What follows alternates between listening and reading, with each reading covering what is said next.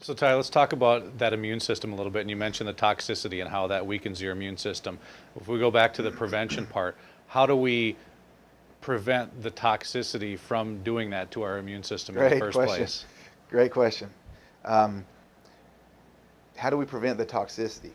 Well, let I me mean, let so you me said it's in the air we breathe. I mean, right. it's all over. There's no question about that. Let me answer that with what you can do if you're toxic, and then let me step on to Hmm. what you can do if to prevent the toxicity.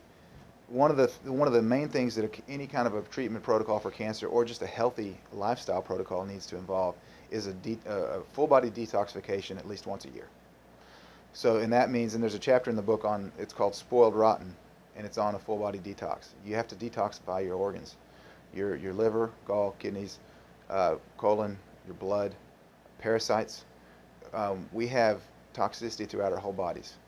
And so there are excellent protocols that have been developed by reputable medical doctors and naturopaths to show you how to detox your organs. And so that's the first step that I would recommend for anybody to be healthy, because this is not necessarily just a cancer treatment book, it's a how to be healthy book. Mm.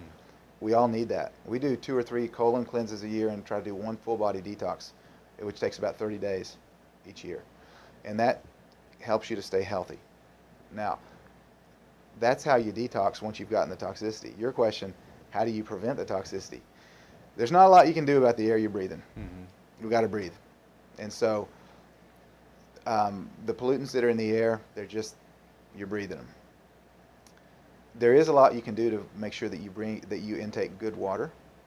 Okay, so for instance, if you're drinking city water, you're probably drinking fluoride and Hmm. chlorine and arsenic and lead and a lot of other contaminants in the water.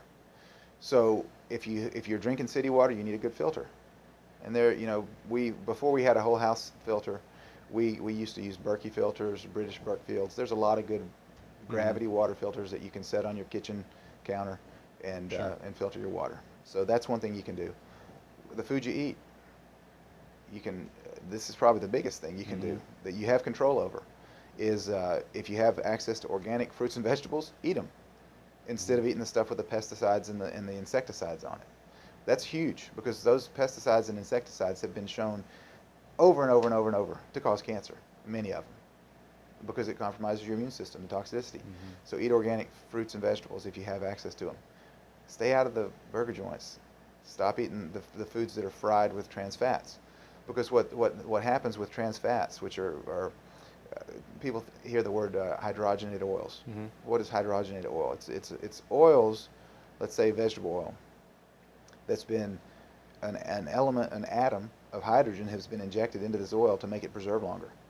Because the typical oils will go bad Hmm. over a certain period of time. But you can take corn oil that's hydrogenated and sit it out for 50 years, and you can go back, you can use that oil. Why? Because they chemically altered it. Hmm. It's no longer really oil. It's no longer corn oil that your body would. And I'm not recommending corn oil by any means because most corn is genetically modified now. So Hmm. GMO corn is one of the worst things you can be eating. We don't ever eat corn unless it's organic. But I'm just saying with hydrogenated oils, any kind of foods that you eat that have hydrogenated oils that are fried in hydrogenated oils, really, really, really bad for you because your body doesn't recognize it as food. And Hmm. so then you eat these oils and your body begins to attack the food you just ate to save your life.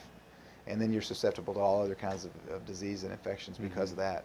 And it causes the hydrogenation of the oils causes a problem with the electron cloud that surrounds the cells. And that electron cloud is how they uptake oxygen. And Hmm. there's a big correlation between oxygen and cancer. Cells that are low on oxygen, typically cancerous cells, anaerobic, because cancer cells ferment glucose, which is sugar, Hmm. to produce their energy, whereas healthy cells are aerobic, which means with oxygen, they breathe oxygen, okay, which is kind of the typical way that a cell should function. Cancer cells ferment glucose. Low oxygen leads to cancer. And so hydrogenated oils lead to low oxygen in the cells.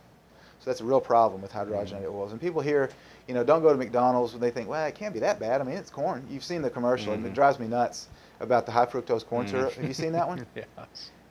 I was with a woman out in the cornfield. I was concerned about high fructose corn syrup, but they said that, you know, uh, corn sugar is just like sugar, and your body can't tell because sugar's sugar. Hmm.